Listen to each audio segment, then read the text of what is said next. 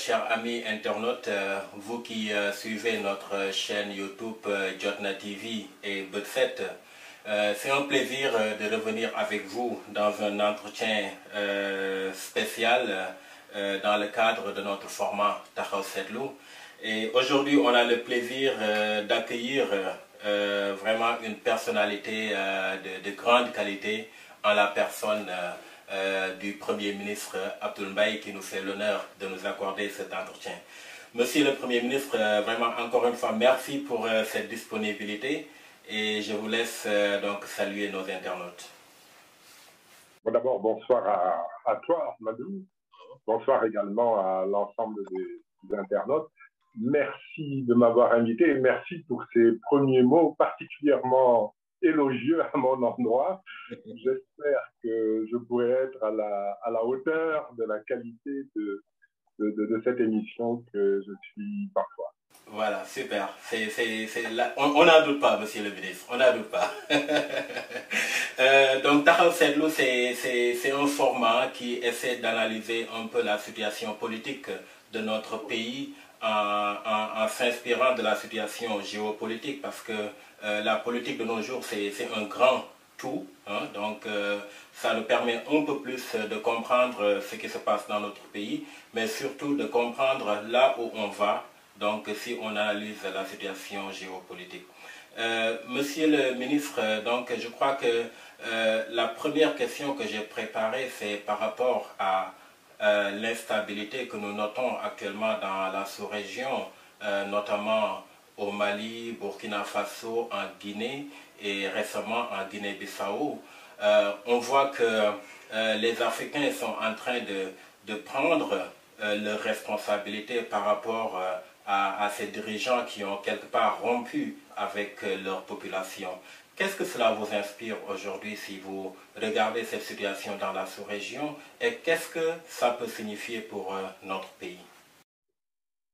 Écoutez, j'apprécie cette manière d'amener le débat sur le Sénégal parce que j'ai le net sentiment, j'en suis convaincu, j'ai le net sentiment qu'il y a un changement irréversible qui est en cours, qui concerne l'ensemble des pays de la sous-région, à l'exception peut-être de ceux où la malgouvernance n'atteint pas un certain degré, à l'exception de ceux où il y a un taux de croissance constaté réel au bénéfice des populations.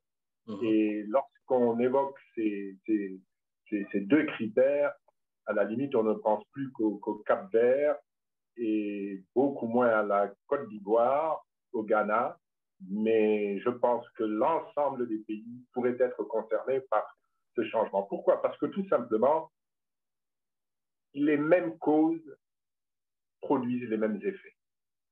Et vous avez au niveau de la région sahélienne, au niveau de l'Afrique, en particulier de cette région francophone, des facteurs permanents et constants qui sont les suivants. Appelons-les, disons, résumons-les dans une formule, nous sommes en panne économique et sociale. Ouais, c'est l'expression.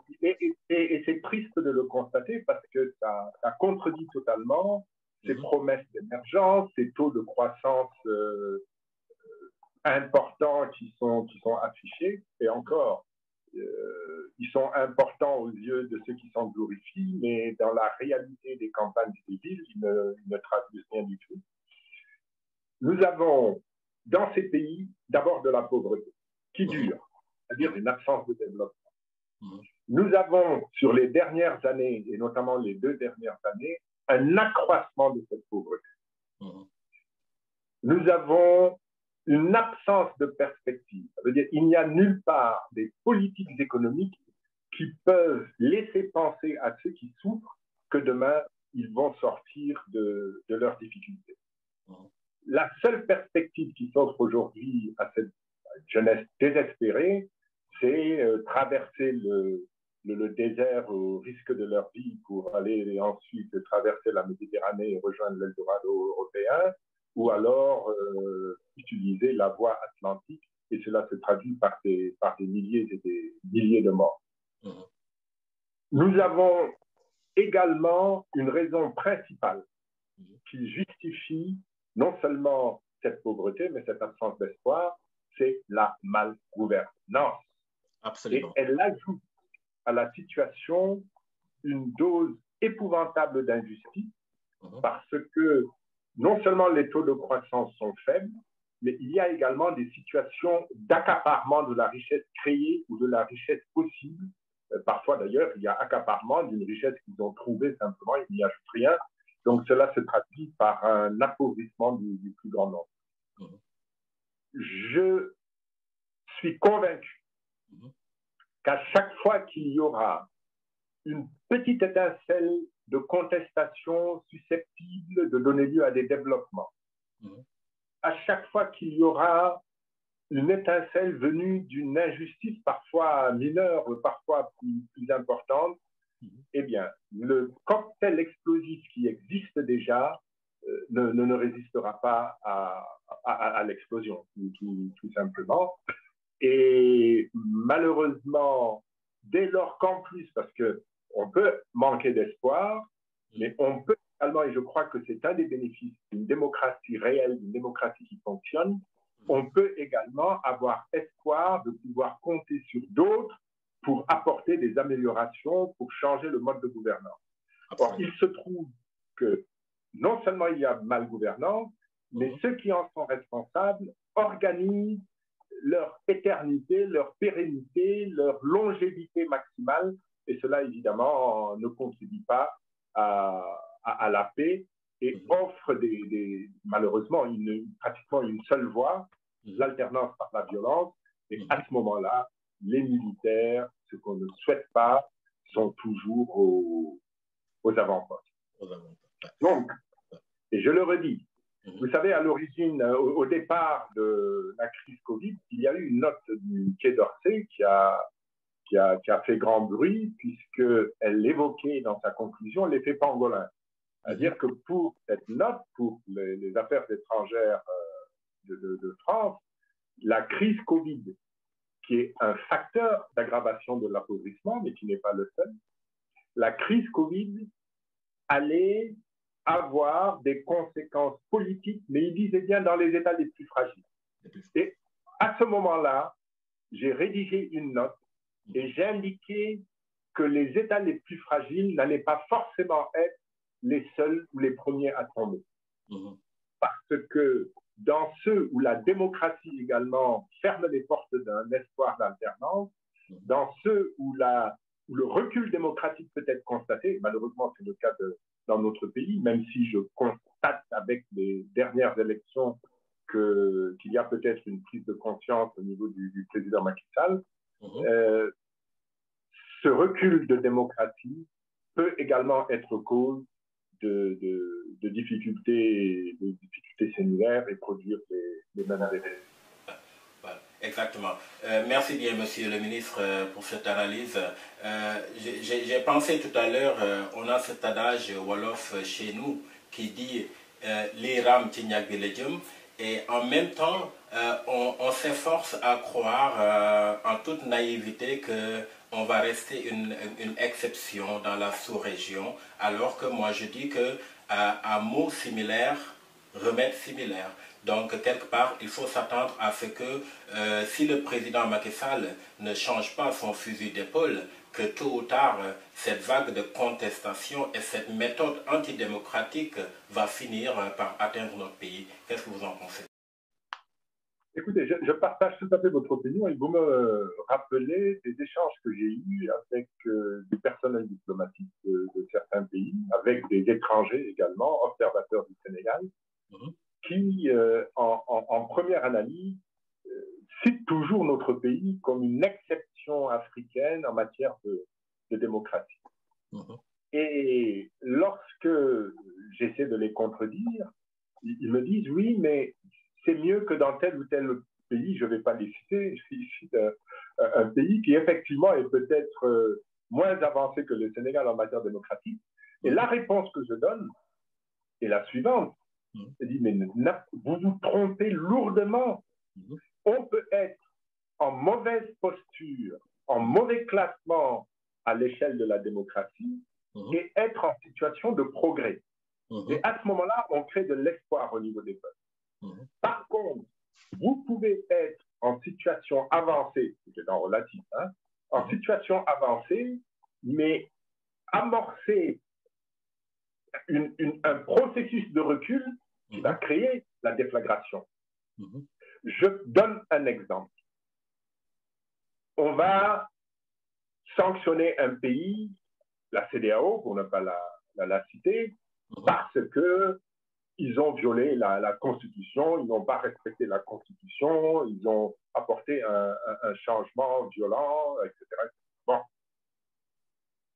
Mais parmi ceux qui prennent ces décisions, vous avez le président Macky Sall. Absolument. Le Sénégal a été condamné par la Cour de justice de la CEDEAO.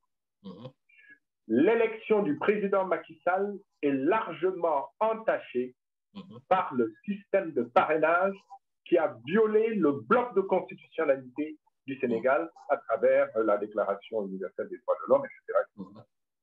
La Cour de justice de la CEDEAO impose au président Macky Sall de corriger et d'enlever ça, parce que c'est antidémocratique, ça ne respecte pas les traités internationaux signés par le Sénégal, et ma foi, ça viole même le bloc de constitutionnalité du Sénégal. Et le délai est donné, il faut, avant le 25 octobre, donc dans les 6 mois, il faut enlever ça.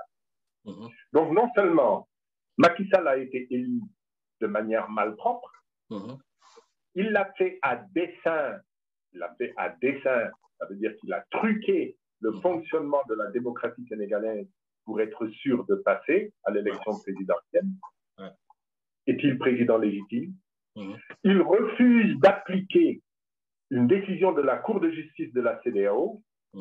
Ses pairs ne disent rien. Et il ose s'asseoir et condamner des fauteurs de putsch, de coup d'État, parce qu'ils ne respectent pas la constitution de leur pays. Mais alors, ça c'est l'Afrique. Malheureusement, il n'y a pas souvent de la rationalité dans les décisions que nous prenons. Il n'y a pas non plus d'unicité dans les mesures qui sont appliquées. C'est le 2 poids 2 mesures en permanence. Il y a ceux auxquels on laisse tout, ceux qu'on va condamner, mais il est temps qu'ils reviennent à la raison, parce que, vous le soulignez tout à l'heure, je crois que l'heure du réveil des peuples est venue. Absolument. Vraiment, c'est très pertinent, Monsieur le ministre. Merci bien pour cette analyse.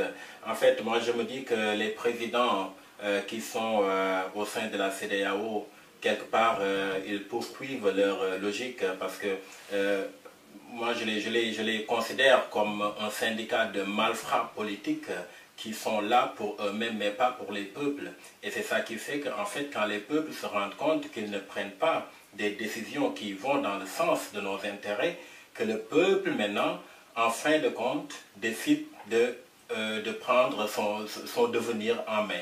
Parce que moi, je me dis qu'on n'a pas partout des Abdoul Mbaye qui, à un moment donné, se sont rendus compte que ce régime ne navigue pas dans le sens qui arrange le peuple, pour dire que vous faites donc votre théâtre sans moi. Ça, c'est les politiciens qui travaillent pour le peuple. Mais des politiciens qui, de manière vraiment claire, sont actifs que pour leur propre intérêt, quand ils se mettent ensemble, c'est évident qu'ils vont prendre des décisions qui les arrangent, mais qui n'arrangent pas les peuples. Donc je trouve que quelque part, ils sont logiques avec eux, mais ça aussi, ça nous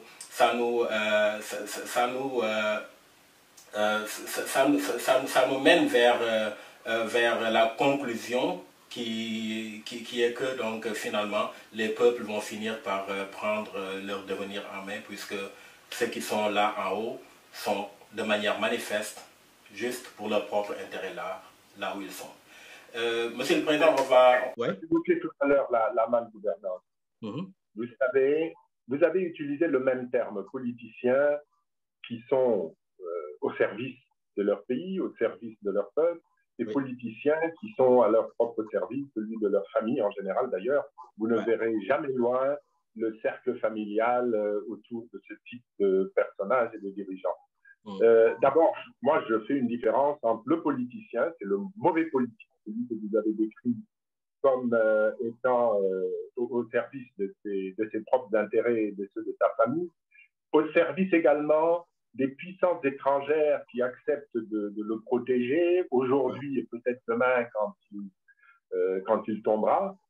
Et par contre, ceux qui acceptent de se mettre au service de leur patrie, au service de leur peuple, ça, ce sont des hommes politiques, c'est des femmes politiques. Et ça, c'est différent.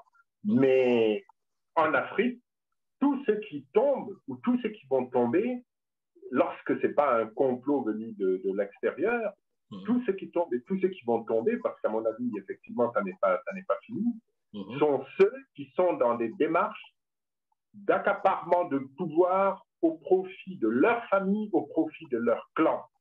C'est invariable, c'est ce que l'on constate partout.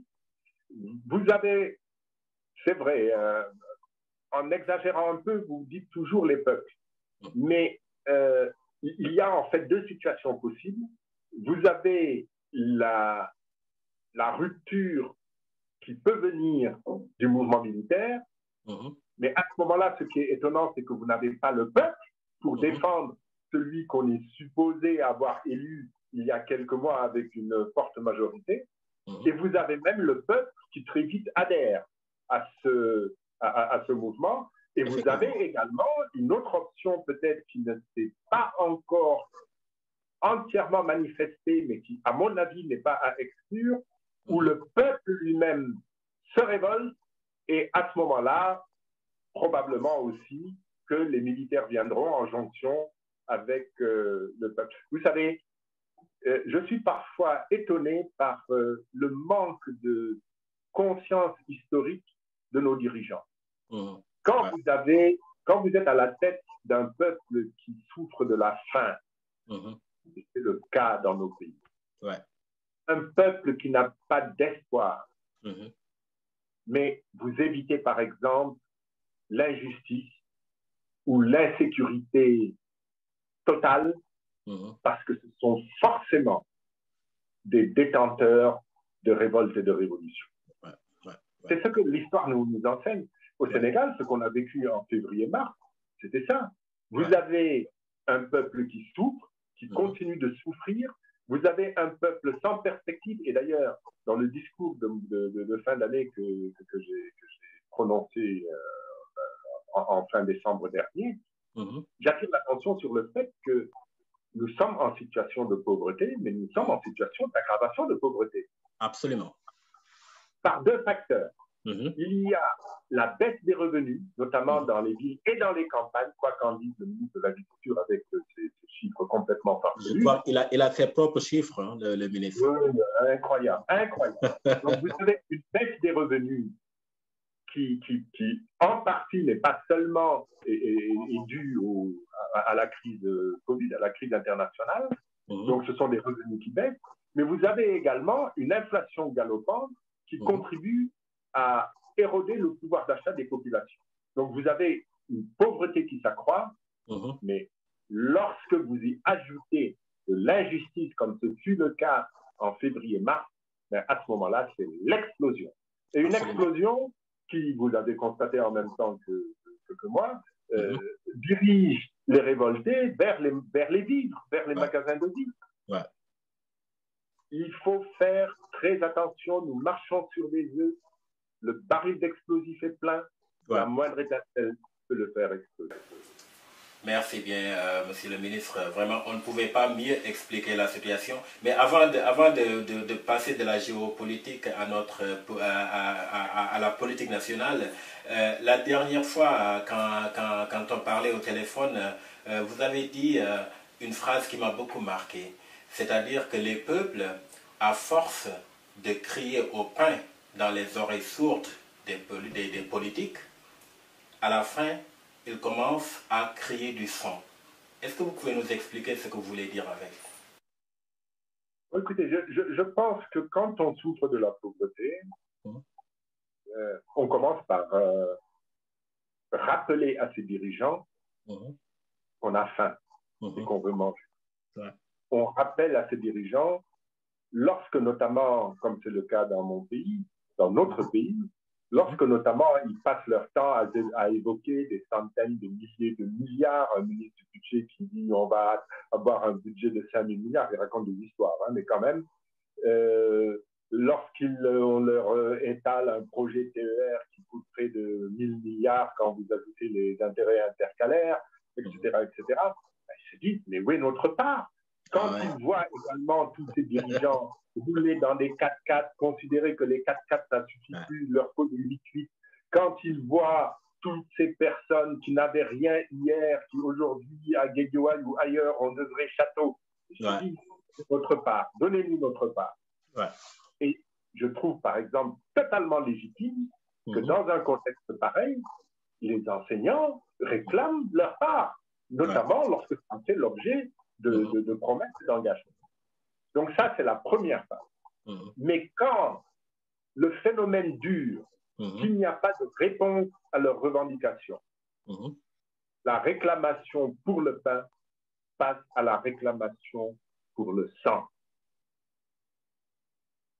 C'est lapidaire, c'est une métaphore difficile à supporter, mais malheureusement, on quitte la revendication pour sa survie à une revendication qui exige la disparition de ceux qui gênent votre survie. C'est vraiment très impressionnant.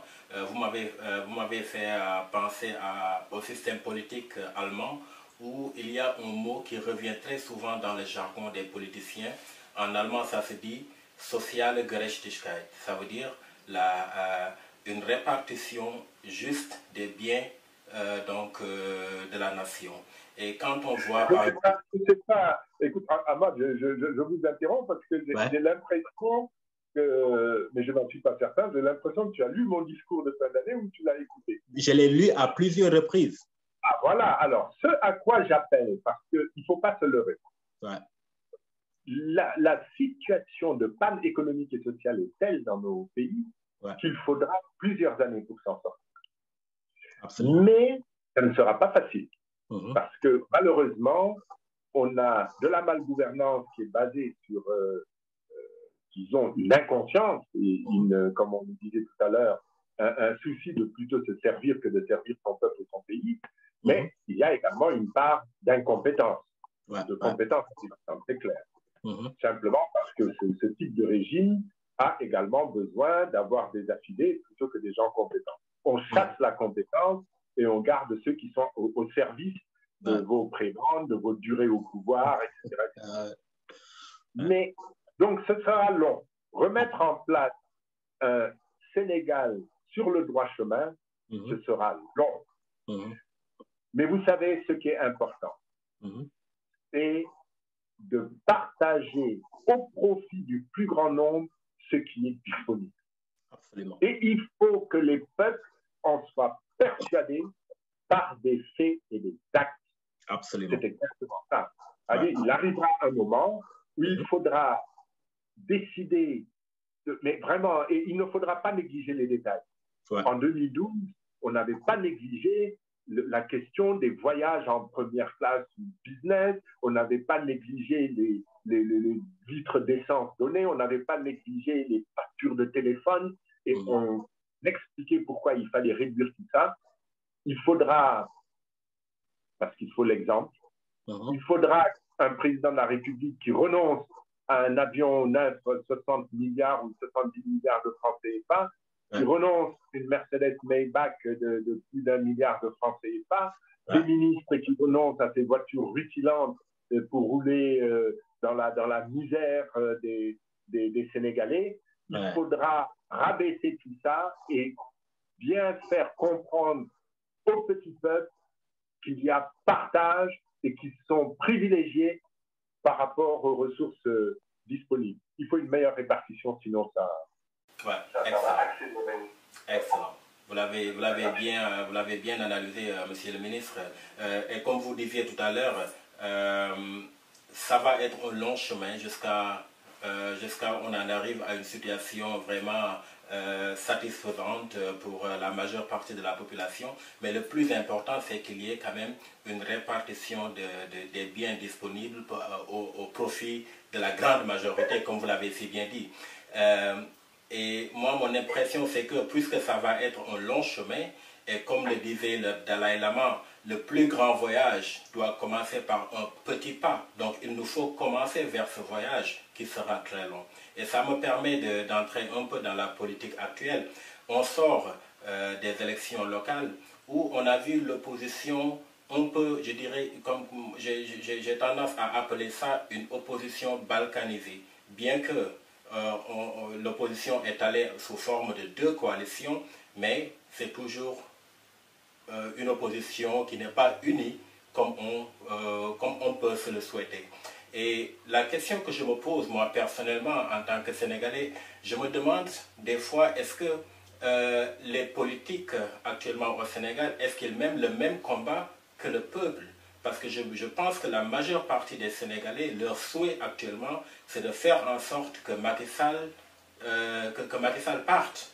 Et les politiques, j'ai des fois l'impression, jusqu'à quelques rares exceptions, qu'ils mènent le combat pour eux-mêmes, donc qu'ils prennent la place de Macky Sall. Et quelle est l'urgence actuellement? Que chacun essaie de poursuivre ses propres ambitions, ou bien est-ce que l'opposition ne devrait pas prendre la dynamique à savoir on se met tous ensemble et on essaie de faire le mieux pour le peuple sénégalais? Est-ce que cette division de l'opposition, même sous forme de différentes coalitions, est-ce que c'est la bonne stratégie pour se débarrasser de Macky Sall? Écoutez, moi je vais vous dire, vous savez, quand je m'exprime à mes compagnons, c'est-à-dire à ceux qui appartiennent à mon parti, quand je fais la promotion également de mon parti, j'insiste beaucoup sur le fait que la frontière n'existe pas forcément entre Macky Sall et l'opposition. La frontière, elle existe entre les hommes politiques et les politiciens. Ouais. Vous l'avez bien dit. Il y a malheureusement des leaders qui anticipent le départ de Macky Sall et qui se projettent déjà devant combattre des concurrents possibles. Macky Sall, à ce rythme-là, n'est pas encore parti. Ouais. Il faut le savoir. Nous avons l'histoire, y compris l'histoire récente, qui nous enseigne que lorsque l'opposition marque un grand coup, c'est parce qu'elle est unie. Ouais. Et c'est d'autant plus indispensable et nécessaire que les scrutins, notamment pour les législatives, mais également pour les locales, sont des scrutins à un tour. Donc, c'est mathématique. Il faut être le plus regroupé possible pour pouvoir gagner. Ouais. Et si vous le constatez, nous sommes allés aux élections. La coalition la plus importante en termes de nombre de partis, etc., est Benno Bokk Yakaar. Elle a fait quasiment une razzia. Ouais. La seconde coalition en importance, c'est Yewwi. Ils sont arrivés seconds. Et ils ont pu récolter le vote sanction, les bénéfices du vote sanction. La troisième coalition en importance, c'est Wallu, elle est arrivée troisième. Mais il faut avoir une bonne lecture de cette réalité. Nous nous battons depuis plus d'1 an, nous avons, enfin pas tant, j'ai fait des démarches à n'en plus finir, dans le sens de la constitution d'une coalition très large. Malheureusement, et dans le dernier virage, ça n'a pas pu se faire pour des raisons que je préfère ne pas évoquer. Mais je ne perds pas espoir parce qu'il y va de la survie d'une partie de l'opposition, de la survie de l'opposition, et surtout, il y va de l'atteinte de notre objectif principal. Absolument. Se mettre dans du calcul pour l'après Macky Sall alors que vous sacrifiez l'objectif de faire partir Macky Sall, ça n'a aucun sens. Ouais. Aucun sens. Ouais. Donc, même si aujourd'hui, alors j'anticipe un peu sur les prochaines élections, et notamment les législatives, je pense que même s'il est peut-être trop tard de constituer un grand ensemble, à l'époque on appelait ça le grand rassemblement de l'opposition, bon, malheureusement c'est tombé à l'eau, même si ça n'est plus possible aujourd'hui, il reste encore possible, sur la base des résultats statistiques objectifs constatés à partir de l'élection de janvier, il reste encore possible de trouver des compromis, de faire des concessions, région par région, département par département plutôt, puisque ce sont les élections législatives sont des élections par département. J'espère que l'opposition fera preuve de réalisme et acceptera ce type de message, parce que sinon, c'est pas la peine. Hein. C'est sûr que Macky Sall va rentrer avec une Assemblée nationale à ses ordres, des députés qui ne savent même pas ce qu'est le rôle d'un député, qui sont pressés de voter pour la réduction de leur pouvoir. Bon, c'est épouvantable et malheureusement, les choses seront difficiles à changer.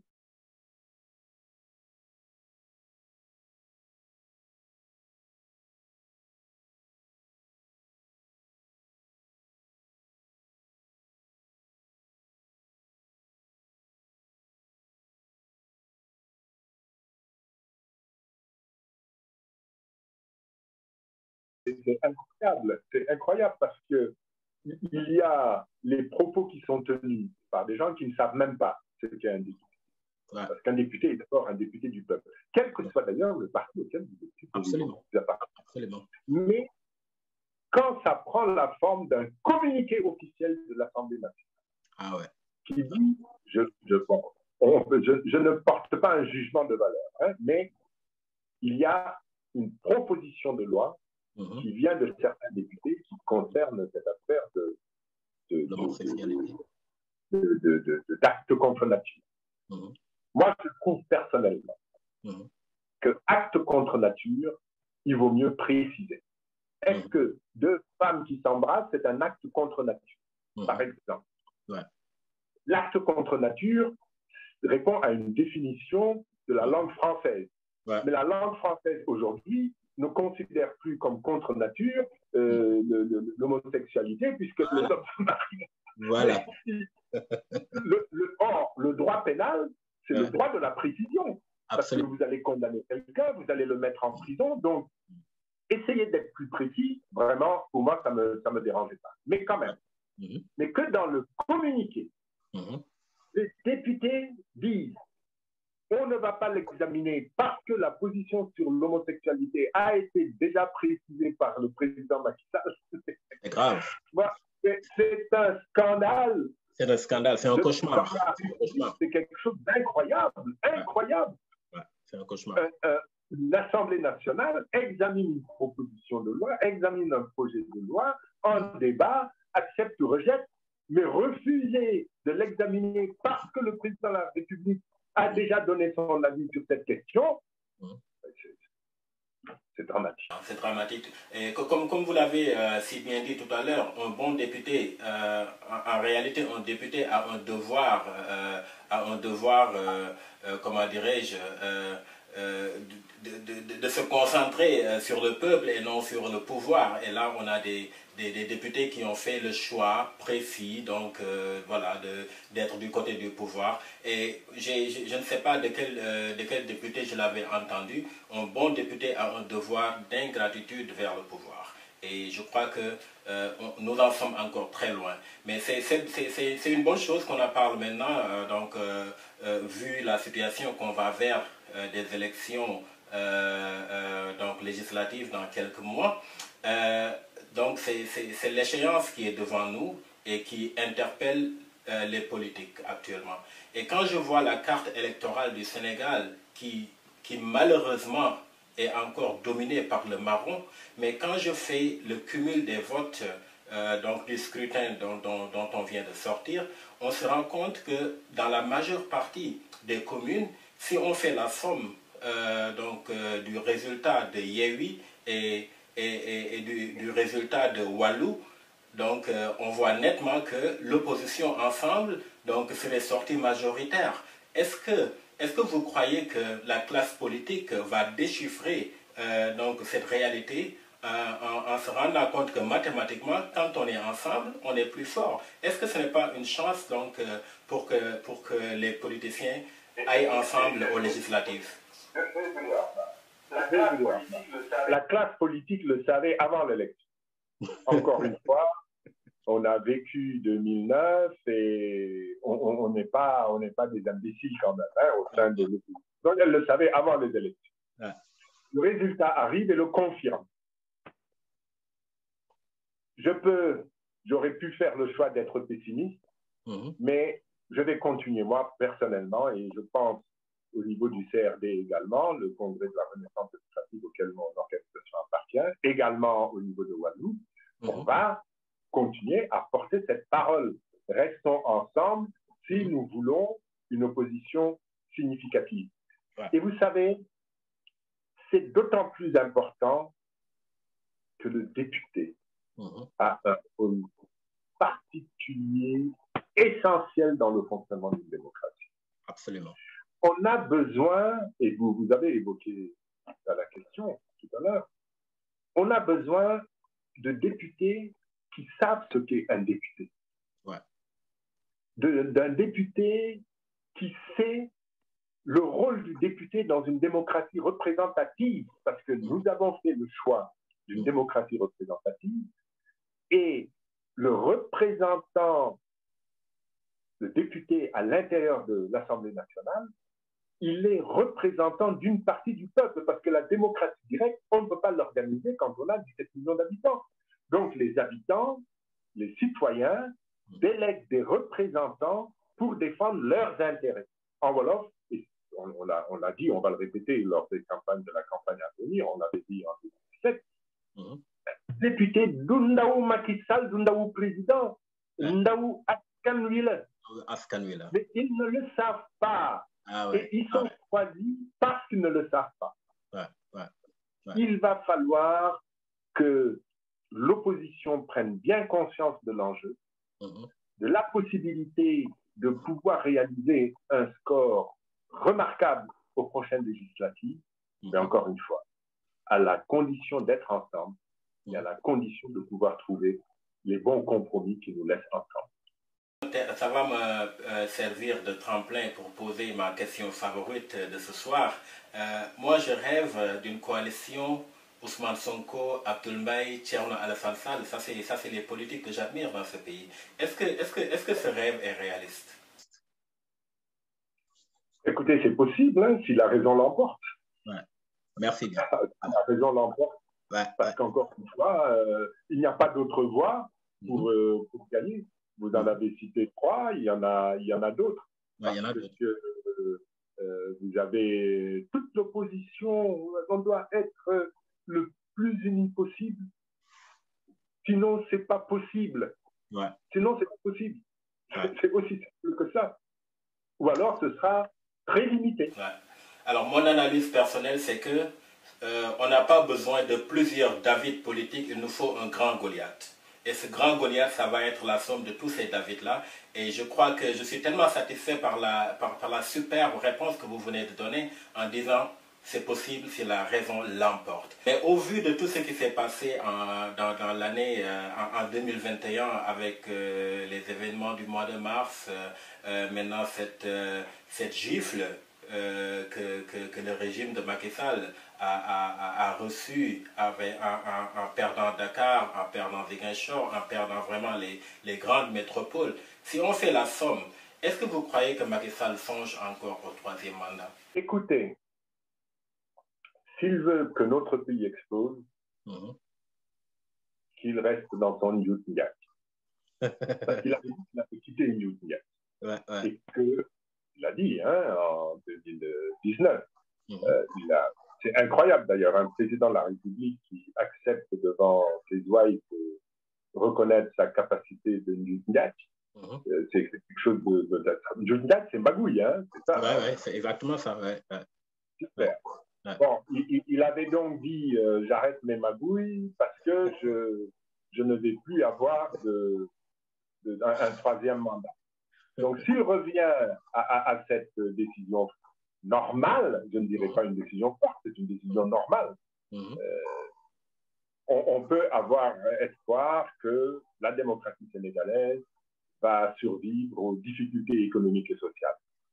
Par contre, si jamais il décide de faire interpréter la Constitution à sa guise par un conseil constitutionnel que l'on connaît, s'il essaie d'amener ce troisième mandat, très sincèrement, je serais très inquiet pour mon pays. Maintenant, on va passer à une question plus ou moins stratégique où vous serez très à l'aise puisqu'il s'agit d'une proposition qui a fait une tollée dans les semaines dernières avec la proposition du leader du parti PASTEF d'une monnaie locale complémentaire dans le Sud. Alors, vraiment, c'est l'occasion on a une occasion d'or en parlant avec vous de cette question en tant qu'économiste. Donc, j'aimerais bien que vous nous aidiez un peu et que vous aidiez les Sénégalais à éclairer leur lanterne donc autour de cette équation, je vais dire, de la monnaie locale. D'abord, c'est quoi une monnaie locale? Quels en sont les avantages, les inconvénients?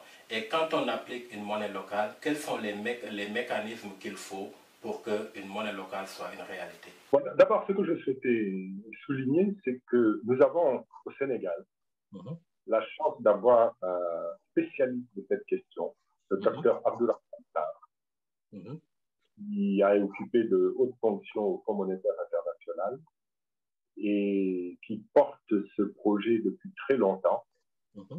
Et il m'avait fait à l'époque, je crois qu'il y a peut-être 15 ans maintenant, hein, il m'avait fait l'honneur à l'époque avec Mamadou Lassou, Mansour Kama et quelques autres d'appartenir à un comité de réflexion, un groupe de sages autour de lui qui le conseillait. Bon, d'abord, c'est pas quelque chose d'extraordinaire, mais ça peut être effectivement quelque chose de très novateur.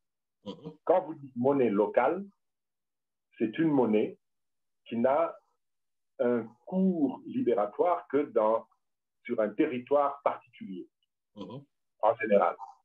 Vous ajoutez complémentaire, ça veut dire qu'elle s'ajoute à une autre monnaie. Elle ne peut pas se substituer à la monnaie principale.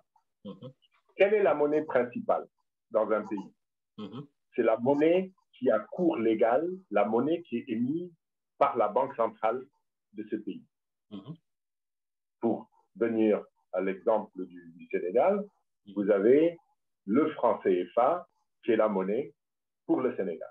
C'est elle qui a un cours légal. Le cours légal, c'est quoi? C'est que quand vous présentez du franc CFA, personne ne peut le refuser, notamment le signe monétaire, le billet ou la pièce.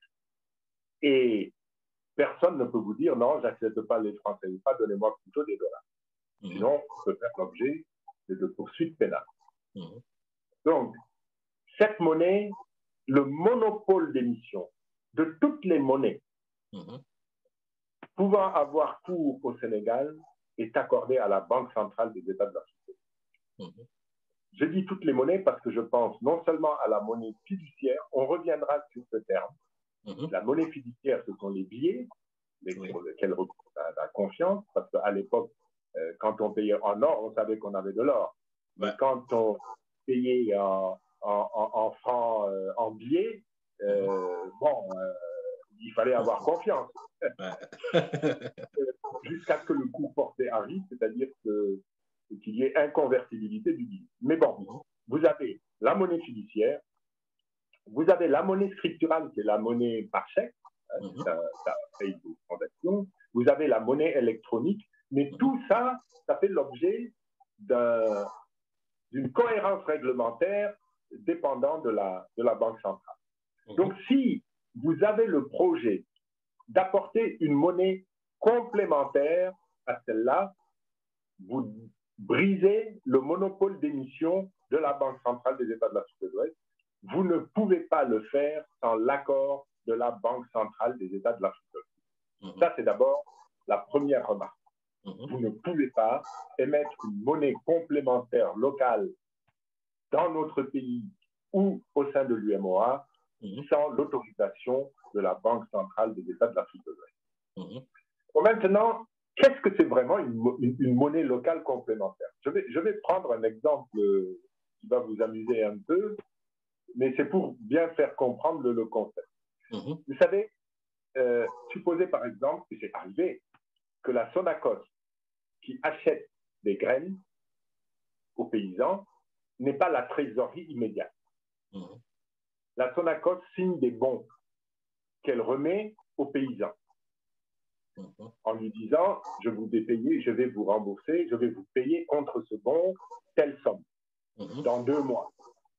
Le paysan est pressé. Il va prendre ce papier, aller chez le boutiquier, acheter du riz, de l'huile, etc., etc. Il achète et il remet le bon contre des cotes. Par exemple, le boutiquier dit « bon, moi je retiens 10%. Il a accepté la décote, mais il a eu entre les mains une monnaie locale complémentaire. Complémentaire, extraordinaire. Parce que le boutiquier qu'il a, il peut également l'utiliser pour se ravitailler auprès de son demi-grossiste. Le demi-grossiste peut utiliser ce bon pour se ravitailler auprès du grossiste. Donc, c'est presque une monnaie locale complémentaire. Complémentaire parce que ça ne remet pas en question le billet normal, mais ça vient s'ajouter et ça permet l'organisation de transactions commerciales et économiques. Mais il y a une chose qui est importante. La signature de la Sonacos doit être reconnue et doit porter confiance. C'est-à-dire que c'est cet aspect fiduciaire qui doit être attaché à la monnaie locale. Et cet aspect fiduciaire suppose l'existence d'une réglementation mise en place par la Banque centrale, si elle l'accepte. Cette réglementation n'existe pas. Je ne vois pas personnellement, vous connaissez mieux que moi, la faiblesse administrative et la faiblesse, appelons-la, la faiblesse fiduciaire des mairies du Sénégal pour que quelqu'un accepte de prendre un titre de créance sur une mairie. En tout cas, moi, je ne serais pas, je vous le dis. Donc, c'est très important. Il faut bien réfléchir. C'est une possibilité, mais très sincèrement, c'est quasiment inapplicable en raison d'abord de l'existence du monopole banque centrale, en raison ensuite des grosses précautions que la Banque centrale prendrait, parce que vous ne pouvez pas non plus l'accepter pour une commune, le refuser pour d'autres, l'accepter pour une région dans un pays, le refuser pour d'autres. Vous êtes obligé de donner un caractère général à votre réglementation. Et malheureusement, je ne doute pas que demain, telle commune aura peut-être une bonne gestion, mais telle autre, vous savez ce qui se passe par exemple sur les terrains et la corruption pour les permis de construire, vous ne pouvez pas asseoir de la confiance. Bon, mais ceci dit, quel est l'objectif qu'on donne à une monnaie locale complémentaire? Parce que c'est ça qui est important, c'est pas seulement émettre. Absolument. À mon avis, j'en vois 2 possibles. Le premier, c'est que si jamais elle existe, encore une fois, c'est une chimère, mais en tout cas dans notre zone, moi j'en suis convaincu, mais supposons qu'elle existe. Ça veut dire que ça doit reposer d'abord sur la confiance que les personnes ont vis-à-vis de cette monnaie locale. C'est-à-dire, au lieu de me payer du CFA, vous me payez en monnaie locale. Et à la limite, j'ai du CFA et je vous remets ça et vous me remettez de la monnaie locale. Dès lors que vous avez une compétence localement limitée, ça peut servir à booster les échanges au sein de la localité. Absolument. Bon, mais attention, vous boostez les échanges au sein de la localité, mais est-ce que cette localité a davantage besoin d'échanges avec les autres localités ou en son intérieur? C'est ça qui allait être ma prochaine question. Supposons qu'on émette une monnaie locale dans le Nord. Je préfère le Nord parce qu'il y a beaucoup de production de riz. Mais le Nord, la vallée, a besoin de vendre son riz en dehors de la vallée. Absolument. Donc, ils auront besoin de vendre et d'encaisser du CFA et qu'on poursuive la transaction en CFA parce qu'ils vont acheter des produits qu'ils n'ont pas chez eux. Voilà. Donc, il y a ce premier problème. Quel est l'arbitrage qu'il faut faire entre le développement d'un patriotisme local autour d'une monnaie locale dans laquelle on finit par avoir confiance et la nécessité d'intégrer son économie locale à l'économie nationale et l'économie nationale à l'économie sous-régionale. Je rappelle quand même que, et c'est ça l'un des objectifs majeurs de l'union monétaire, l'union économique et monétaire, en Afrique ou ailleurs, c'est qu'on attend davantage des effets multiplicateurs, de l'ouverture, plutôt que du patriotisme local. Ça n'a pas de sens. Absolument. Donc ça, c'est une observation importante qu'il faut prendre en compte. Bon. La question que je me pose, c'est en dehors de la faisabilité et des problèmes qui sont possibles, parce que j'ai bien compris ce que vous nous insinuez. En fait, une monnaie locale au Sénégal, c'est quasi impossible tant que la banque centrale ne s'associe pas au projet. Donc, la faisabilité va être difficile.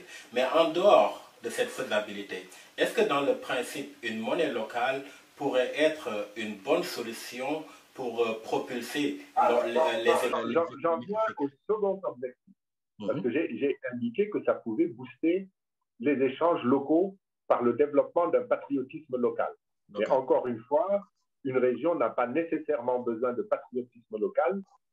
Une région doit pouvoir avoir plutôt besoin d'une intégration dans un espace plus large, élargir son marché de consommation, etc.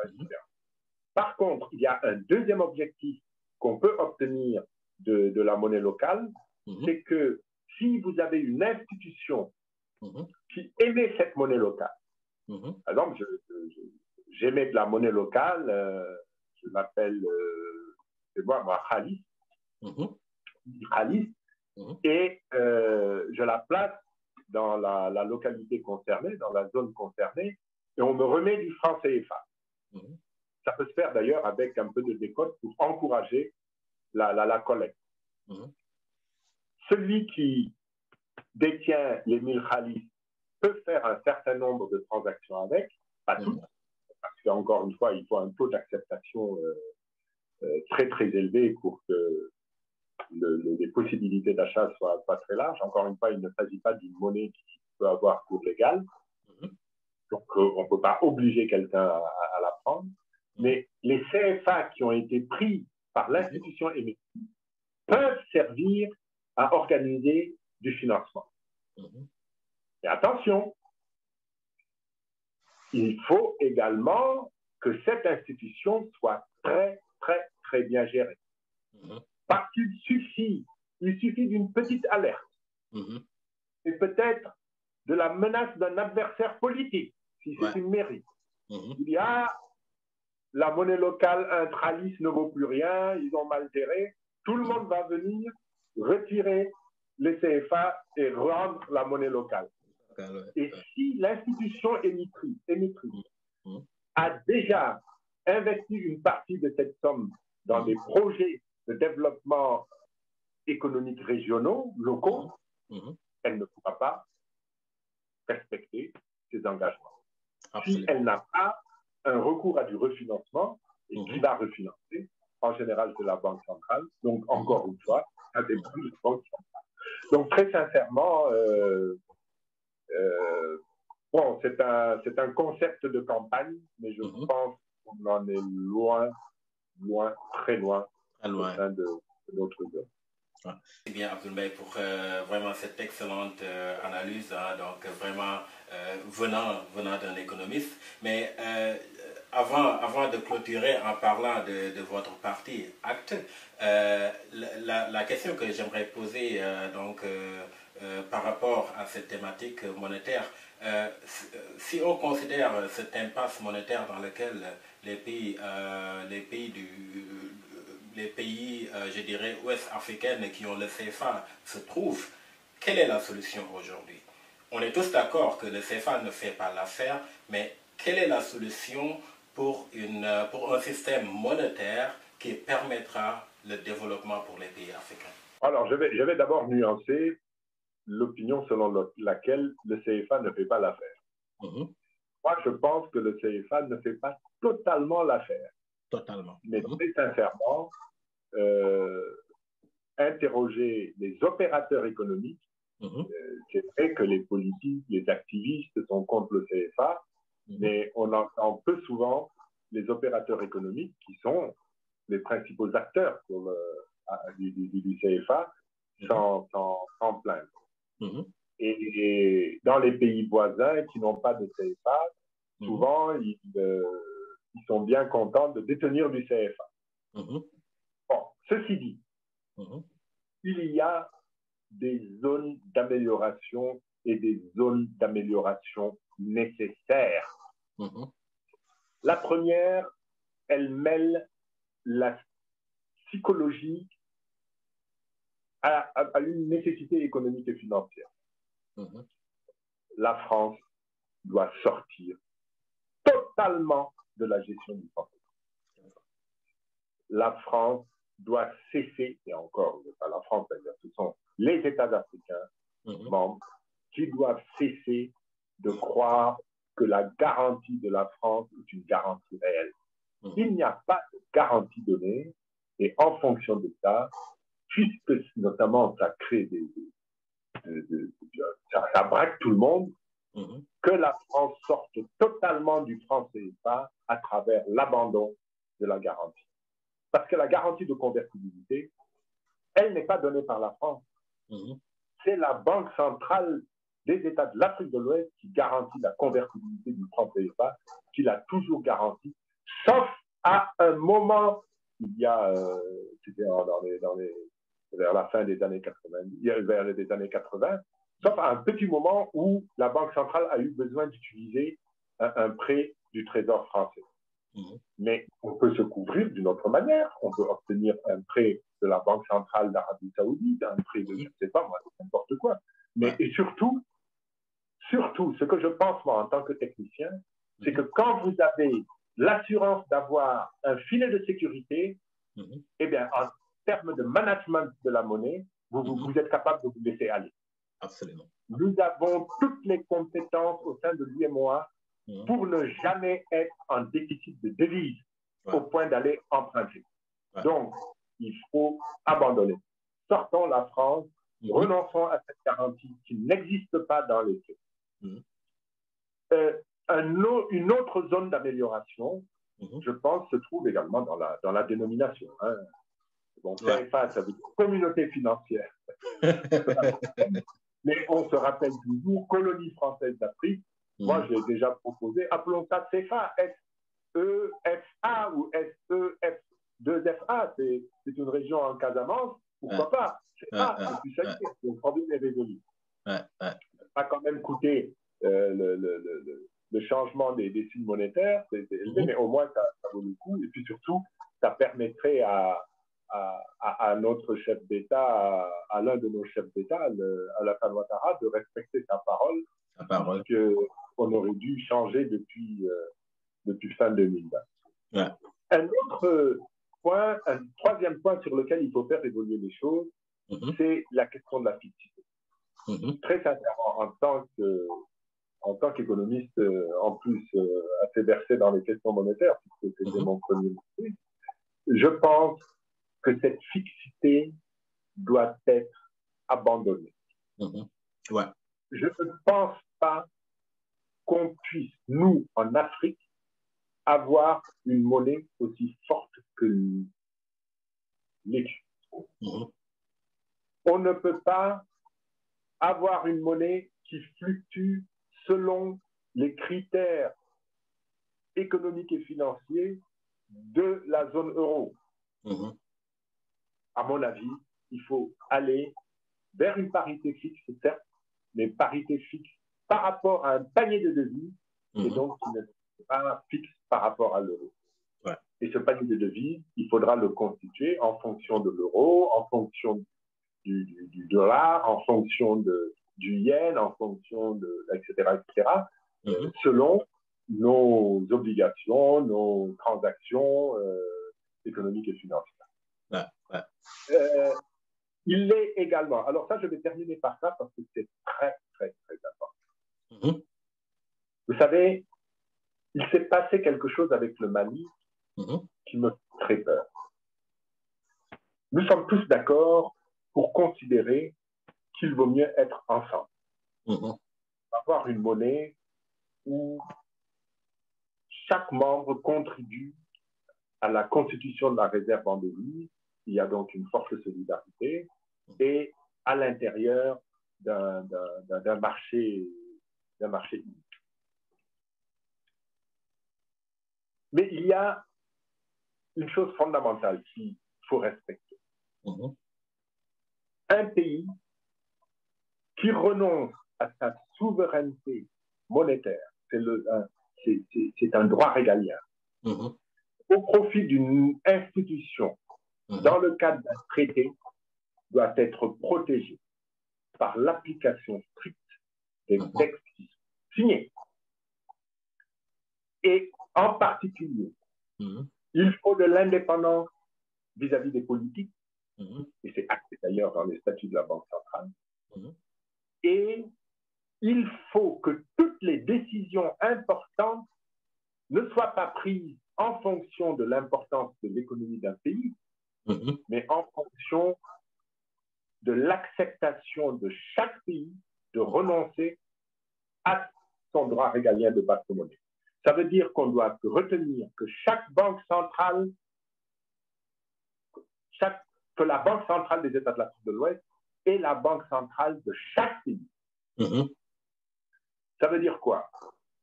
Ça veut dire que toute décision importante, notamment sur la parité, mais également sur l'arrêt des activités dans un pays, ne soit décidée qu'à l'unanimité.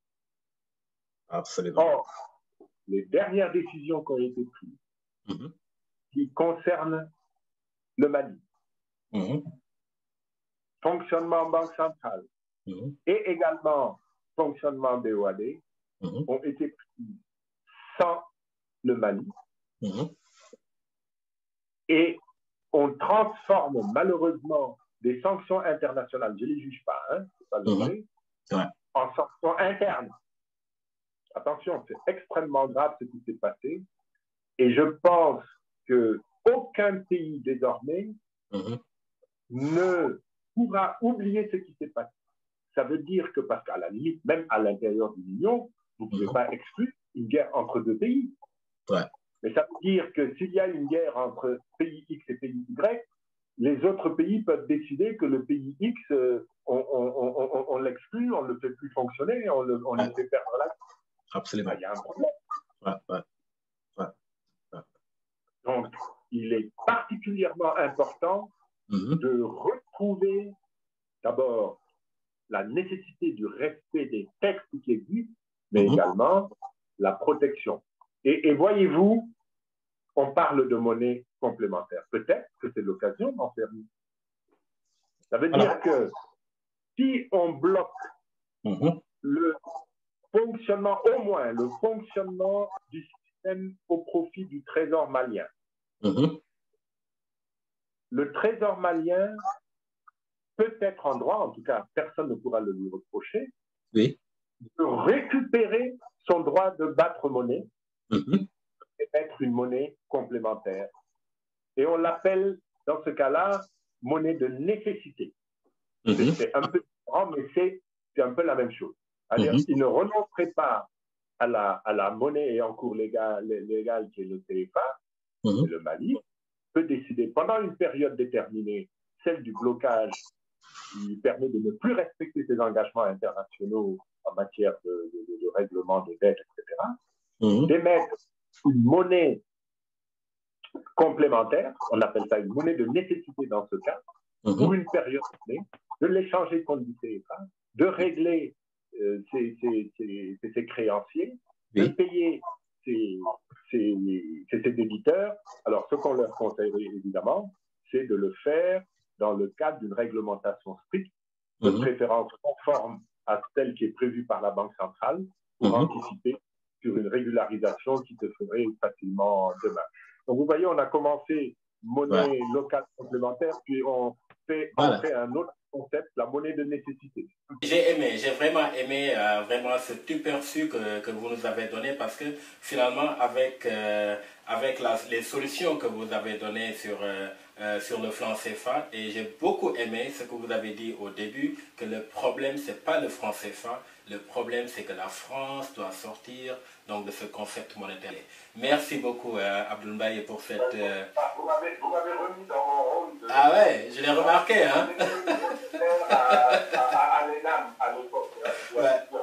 Je l'ai remarqué, c'est vraiment extraordinaire. Maintenant, on ne peut pas parler avec Abdoul Mbaye sans parler de sa formation politique, ACT, qui intéresse vraiment surtout le jeune électorat et je dirais cette nouvelle jeunesse qui est imbibée de patriotisme. Et c'est pour ça que j'aimerais bien qu'on parle, donc, avant de finir, de ACT. Où en est le parti? Quels sont les projets du parti? Et est-ce qu'on peut s'attendre vraiment, bon, la question, vous l'avez tout à l'heure répondu, quelles sont les stratégies de coalition donc, du parti ACT pour les échéances qui sont devant nous? Bon, d'abord, je ne suis pas un spécialiste de la politique. Et c'est ça qu'on aime en vous. C'est ça qu'on aime en vous. Hein? Vraiment, Ahmad, c'est un apprentissage très, très difficile. Très, très difficile. Habitué à la rationalité, au management fait d'objectifs, de démarches rationnelles, de procédures, etc., etc. J'en prends ma claque, disons. Hein. mais je ne dévie pas, je ne dévie pas de l'idéal qui est celui de notre parti. Pour rien au monde. Une politique autrement. Une politique qui place devant l'intérêt de sa patrie, l'intérêt des populations. Je n'ai jamais fait autre chose dans ma vie. Là, je le fais dans un cadre politique, en pensant, parce que dans une certaine mesure, c'est une grosse part de sacrifice, en pensant à cette jeunesse qui va vers un avenir qui peut être empreint de beaucoup de tristesse et de difficultés. C'est pas facile, on avance à notre rythme, doucement, mais je suis toujours très content de constater que nos idées accrochent tout de suite. Tout de suite. Et elles sont acceptées comme celles de l'avenir de ce pays. Je crois que nos interlocuteurs savent désormais que nous ne faisons pas de la politique pour obtenir des moyens, pour nous enrichir, pour même obtenir une augmentation en grade. Je n'ai rien à faire de tout ça. Mais on fait vraiment de la politique pour aider au changement. Et aider au changement, ça passe par quoi? Et c'est ça la grosse priorité que nous nous donnons, l'éveil des consciences. On parlait tout à l'heure du rôle du député.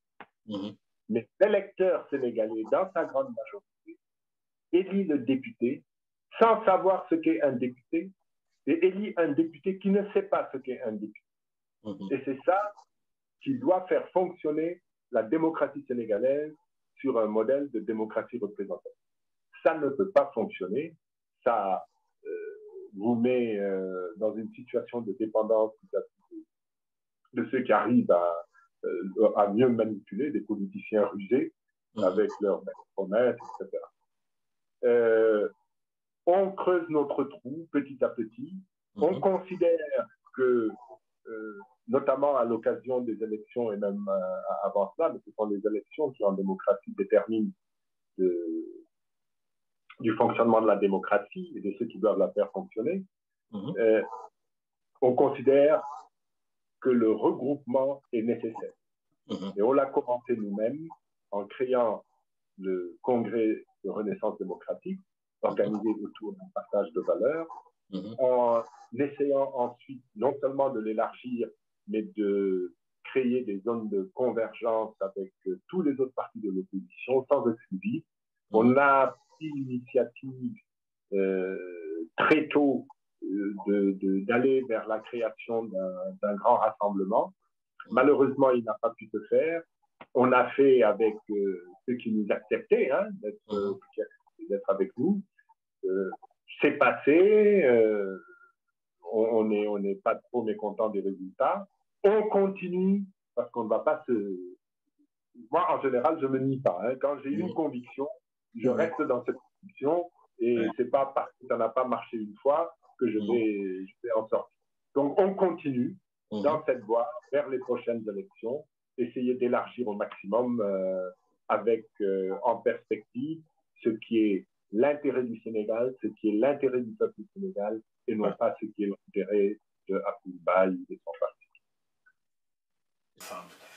Merci beaucoup pour cet entretien. On a dépassé de loin le temps, mais c'était tellement intéressant que j'aurais pu encore faire 1 heure. Maintenant, le dernier mot vous revient, Abdoul-Baye. Qu'est-ce que vous dites au Sénégal? Alors, parmi les Sénégalais, je vais en distinguer d'abord un, c'est Macky Sall.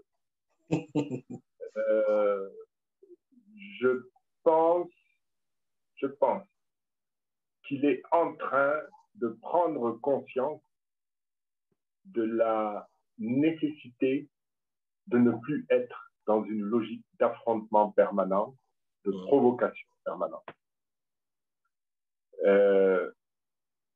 Je le pense parce qu'il a quand même une intelligence et les élections locales, parce que moi je crois d'abord à ce que je vois, les élections locales laissent considérer qu'il se trouve dans une nouvelle dynamique de libre jeu des choix des électeurs.